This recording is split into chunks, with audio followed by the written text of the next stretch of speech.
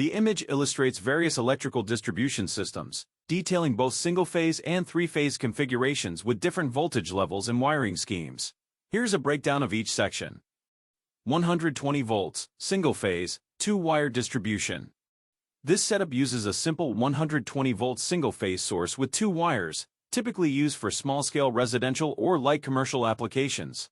It includes a watt-hour meter, WH, for power metering, an overcurrent protection device, OCPD, and outlets for lighting and receptacles. 120/240ths of a volt, single-phase, three-wire distribution. This configuration provides both 120 volts and 240 volts options for powering different types of loads. It has two hot wires and a neutral, with a center tap transformer allowing for 120 volts between each hot and neutral and 240 volts between the two hot wires. It is commonly used in residential systems, where some appliances need higher voltage, 240 volts, such as dryers and ovens. 208/120ths of a volt, star, three-phase, four-wire distribution. A three-phase, four-wire system typically used in commercial or industrial environments. It uses three-phase power with a neutral wire, star configuration, providing 208 volts between phases and 120 volts between any phase and neutral. This system supports both three-phase equipment, for example, motors, and single-phase loads, for example, lighting and receptacles.